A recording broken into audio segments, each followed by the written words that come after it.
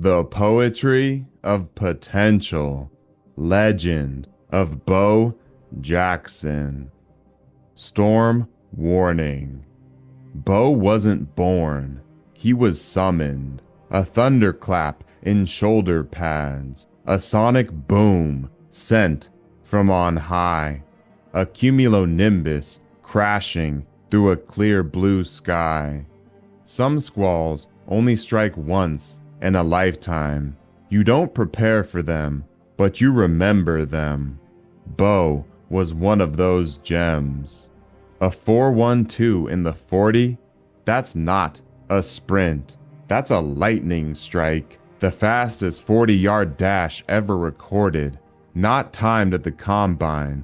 Timed like a rogue wave on the coastline. 230 pounds, moving like an avalanche. An EF5 tornado on turf. Linebackers braced, but still buckled. Bosworth tried to stand his ground. He's now part of the rubble. Bo wasn't a player. He was atmospheric pressure. He brought floods to diamonds, fire to gridirons, and flurries to every field. Cloudburst comebacks, sideline cyclones. He hit baseballs like they insulted him. 500 feet into the sky. Snap a bat on his thigh. That's not frustration. That's a volcanic eruption on Molokai. 141 home runs before the clouds cleared on his career. The only double all-star athlete in any year. At Auburn, he hurdled sideways, turned base paths into brush fire. 81 stolen bases in cleats that cut like hail. 3 outfield assists in a single game. Throwing bombs from the back wall without fail. And when he ran a 91-yard touchdown, it looked like a tsunami crossing state lines. No coast is safe from his hurricane confines. He played baseball like it was meditation. Played football like it was war. 5.4 yards per carry, blasting through defenders like a claymore. He fielded like wind shear. He accelerated like hail off a tin roof. Bo was the biggest what if in sports history. Not a man, something meteoric. Not hyperbole, something hellacious. Because not all storms repeat. Some strike once. A rarefied athlete. Fault line.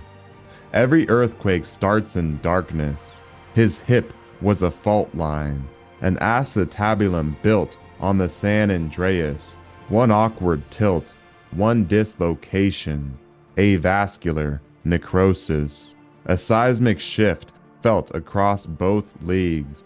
But what's the prognosis? He popped it back in and walked off, looking untouchable. But deep below, the fault had ruptured, combustible. Bo was in the eye of the storm, and fate was culpable. Titanium replaced what nature built.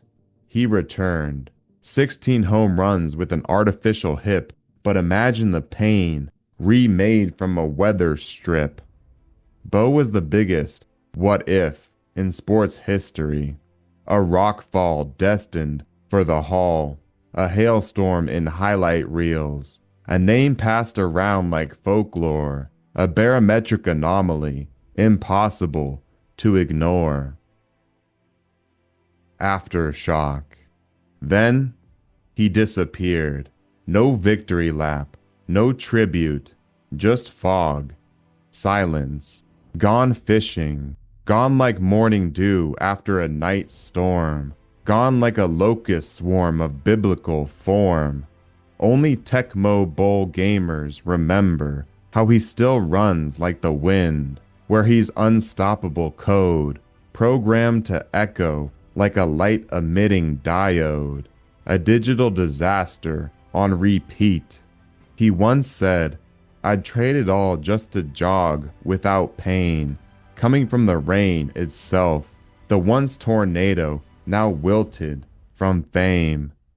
Now He sits still, hunts, fishes, listens. The thunder has stopped, but the air remembers, like a pressure drop before rainfall.